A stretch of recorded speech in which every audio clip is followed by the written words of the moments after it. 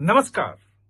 पश्चिम बंगाल से बड़ी खबर आ रही है और बांग्लादेशी घुसपैठिए जो हैं उनमें हड़कंप मच गया है।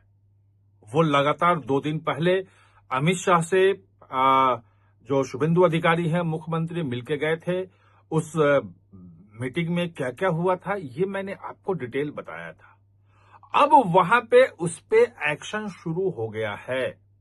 और उस एक्शन में मतलब जिस दिन मिलके गए उसके अगले दिन ऑर्डर जारी हो गया और वहां पे ऑर्डर जारी होने के बाद आज पहला डिटेंशन सेंटर भी चालू हो गया है। क्या है पूरी तैयारी, कैसे बांग्लादेशी घुसपैठियों से निपटने के लिए क्या क्या शुभेंदु अधिकारी की सरकार कर रही है, अमित शाह की पूरी रणनीति क्या है, इन तमाम चीजों को हम बिटवीन द लाइन्स समझने की कोशिश करेंगे। तो सबसे पहले कि जो डिटेंशन सेंटर की जो चर्चा शुरू हुई थी, आपको ध्यान होगा तो सबसे पहले चर्चा शुरू हुई थी जब सीए के खिलाफ पूरा आंदोलन चल रहा था। वो आपको शाहीन बाग का ध्यान है, शाहीन बाग में भाषण होते थे, हम कागज नहीं दिखाएंगे, कागज मांगने वाले कौन होते हो। दिल्ली के दंगे भी हो गए थे, चिकन नेक काटने की बात वहीं आई थी जिसमें शर्जील इमाम आज तक वो जेल में है और बाकी आरोपी भी हैं जो दिल्ली दंगे के आरोपी हैं। और उसी वक्त ये आया था कि हर जिले में मोदी जो क्रोनोलॉजी समझाया गया था कि अमित शाह जो है वो तमाम सब घुसपैठियों को डिटेंशन सेंटर बना देगा, मुसलमानों को डिटेंशन सेंटर में डाल देगा। और उस वक्त कई खबरें आई थी कि यहाँ डिटेंशन सेंटर बन रहा है, इस राज्य में, इस जिले में बन रहा है। खैर बाद में वो चीजें सही नहीं पाई गई थी, लेकिन जो 2019 में या 2020 के जनवरी में सीए के खिलाफ जो आंदोलन चल रहा था उसमें जो आशंका व्यक्त की जा रही थी, वो आशंका या वो चीजें कहें वो तैयारी जो है अब जमीन पे आ गई है। बांग्लादेशी घुसपैठियों को जो डर सता रहा था वो डर अब रियलिटी में आ गया है और भगदड़ मची है। जो पहला डिटेंशन सेंटर 2 दिन ऑर्डर डिटेंशन सेंटर बनाने का हुआ और 2 दिन के भीतर पहला जो डिटेंशन सेंटर बना है वो मुर्शिदाबाद में आया है। मुर्शिदाबाद में लाल गोला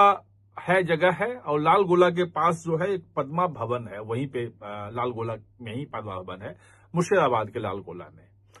वहां डिटेंशन सेंटर फंक्शनिंग हो गया है। आज ही जब मैं वीडियो बना रहा हूं तो उस वक्त वो डिटेंशन सेंटर काम करना शुरू कर दिया है और 3 जो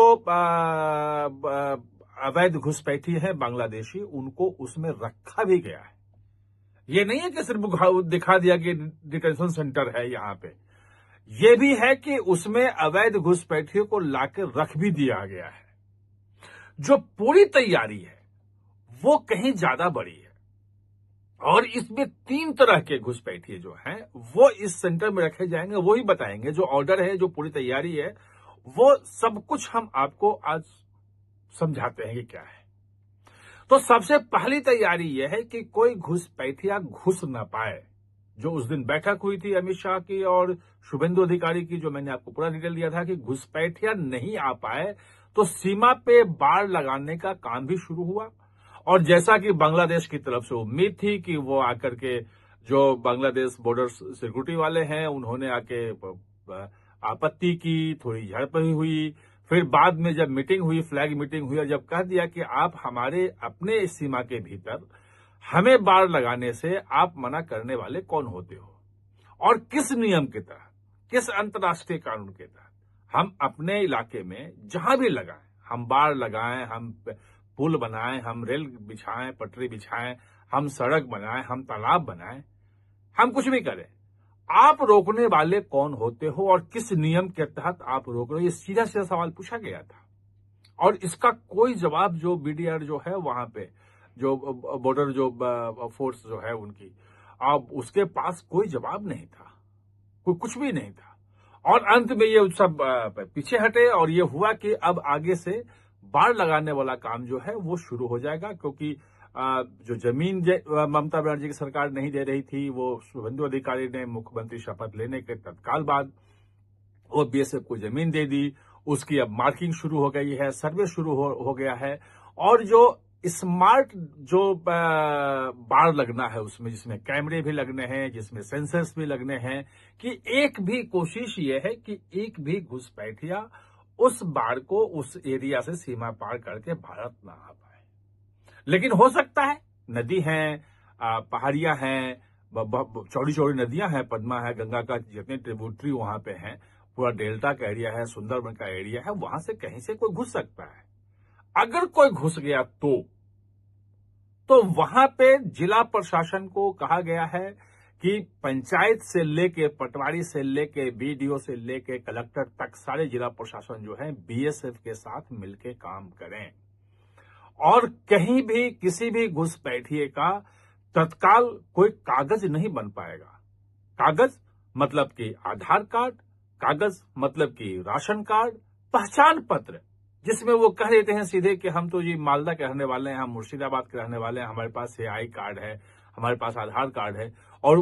बाकी अगर वो दिल्ली आ गए, बेंगलोर चले गए कि हम वहां के हैं, तो आपको नहीं रोक सकते हैं, आप उसको पहचान नहीं सकते हैं, वो मुश्किल हो जाता है।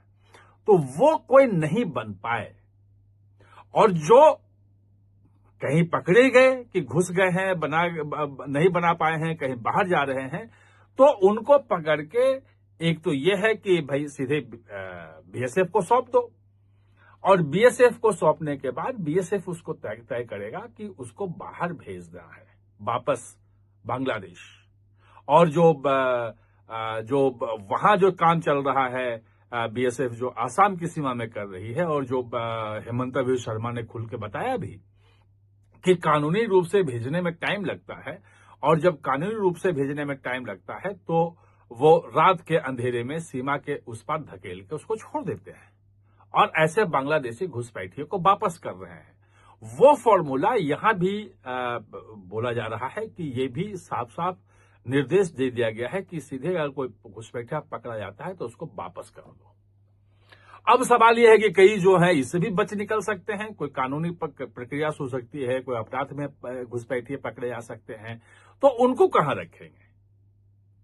तो इसके लिए 3 तरह के डिटेंशन सेंटर में 3 तरह के लोगों को रखने की बात हुई है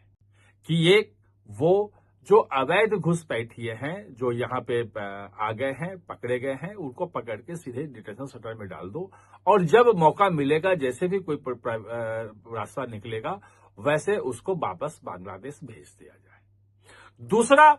वो लोग घुसपैठिए जो जेलों में हैं और जेलों की सुविधाएं ले रहे हैं, जेल में रह रहे हैं, और वो उन पे केस चल रहा है। लेकिन अब जो नई बात आई है, नया जो ऑर्डर निकाला है शुभेंदु अधिकारी ने, उसमें है कि ऐसे घुसपैठिए जो अवैध घुसपैठिए हैं, वो अब जेल में नहीं रखे जाएंगे। जेलों से निकाल के उनको इस डिटेंशन सेंटर में रखा जाएगा, निगरानी में पूरी तरह से रखा जाएगा, उनकी खास तौर पे खातिरदारी की जाएगी।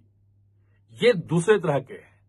तीसरे तरह के वो लोग भी हैं कि जो पकड़े गए थे, जिनके खिलाफ कोई केस चला था, जो अपने जेल में, भारत की जेल में सजा काट चुके थे,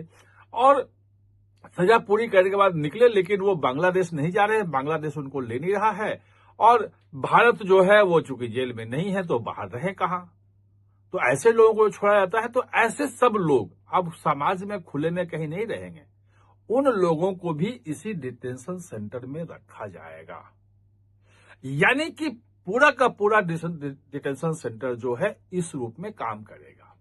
और ये डिटेंशन सेंटर जो मुर्शिदाबाद के जो लाल गोला में शुरू हुआ है, वो सिर्फ यहीं तक नहीं रहेगा। जो ऑर्डर है, वो ऑर्डर में साफ साफ है कि डिटेंशन सेंटर पश्चिम बंगाल के हर जिले में बनेगा,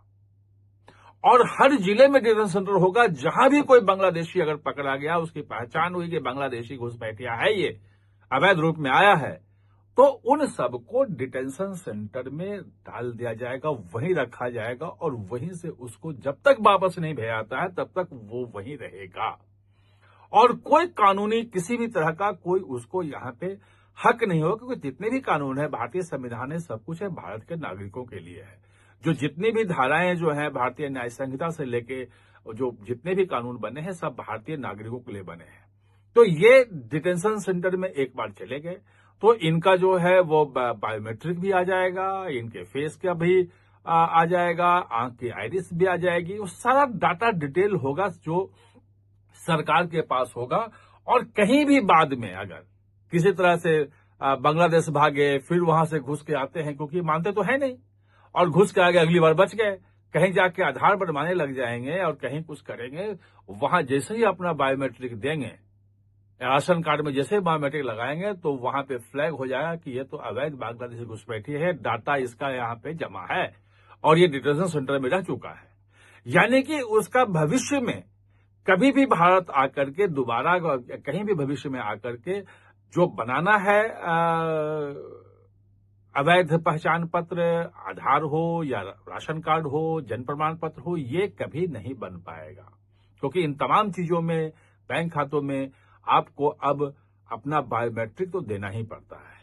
और बायोमेट्रिक जैसे ही देंगे तो वो फ्लैग हो जाएगा कि ये जो है वो डिटेंशन सेंटर में से आया है, पहले रह चुका है, ये अवैध घुसपैठिया है, इसको वापस भेजा गया था। दूसरा, एक बड़ी चीज ये आ रही है कि अगर इस ढंग के डिटेंशन सेंटर अगर वहां पे पश्चिम बंगाल में आते हैं, कुछ चैलेंज भी होंगे। ये सरकार के पास जो बड़ी बातचीत हो रही थी, तो उसमें ये था कि हो सकता है कुछ लोग हाई कोर्ट जाएं, कुछ कहीं कोर्ट में सुप्रीम कोर्ट जाएं कि इलीगल है, ये है। जो फैसला आएगा वहां पे, उसके बाद अगर इसको क्लियरेंस मिल जाता है हर जगह से, कानूनी रूप में बिल्कुल फिट हो जाता है कि डिटेंशन सेंटर ये हो सकता है और चल रहा है बांग्लादेश पश्चिम बंगाल में, अगर और कानूनी रूप से उसको कानूनी प्रक्रिया में परखा जाने के बाद बाकी जो राज्य हैं वहां भी इस ढंग के डिटेंशन सेंटर बनाए जा सकते हैं। अभी दिल्ली में है, कम है, और ज्यादातर वो लेकर के दिल्ली पुलिस जाती है और बीएसएफ को सौंपती है, वहां करती है, और फिर अपना वो जो अपनी तरफ से उसको जो वापस भेजना होता है वो भेज देता है। कई बार जल्दीबाजी में भेजने में कुछ ऐसी भी चीजें आ गई हैं कि वो सचमुच में पश्चिम बंगाल का रहने वाले एक दो लोग थे, दो चार लोग ऐसी घटनाएं आई हैं, और जिनको पुश कर दिया गया, भेज दिया गया वहां बांग्लादेश में। बाद में कोर्ट से ऑर्डर हुआ कि नहीं, वो तो सचमुच में उसका पश्चिम बंगाल का ही था, और गलत ढंग से उसकी आइडेंटिटी की गई, पहचान गलत हुई और इसके कारण से गलतफहमी में वहां चला गया। ऐसे लोगों को भी अगर डिटेंशन सेंटर में आप लंबे समय रख लें, उसकी पूरी पहचान तहकीकात कर लें, उसके गांव में चले जाके देख लें, अगर हर तरफ से आप मुतमईन हो जाते हैं, सेटिस्फाइड हो जाते हैं कि ये सचमुच में अवैध घुसपैठिया ही है, तब उनको आप वापस बांग्लादेश भेजने की करो। तो ये जो पश्चिम बंगाल में जो हुआ है, उसका जो इम्पैक्ट है वो बाकी, कम से कम बाकी जो कांग्रेस और विपक्ष शासित राज्य हैं भले न करें, लेकिन भाजपा शासित राज्यों के लिए एक टेम्पलेट भी हो गया है। और भाजपा शासित राज्य अपने अपने यहां जहां भी जिस इलाके में उनके यहां घुसपैठ की समस्या है, वहां ऐसे डिटेंशन सेंटर अब आपको आते हुए दिखेंगे। ये एक नई बात हो गई है। आप हमारे साथ जुड़े, इसके लिए बहुत बहुत धन्यवाद।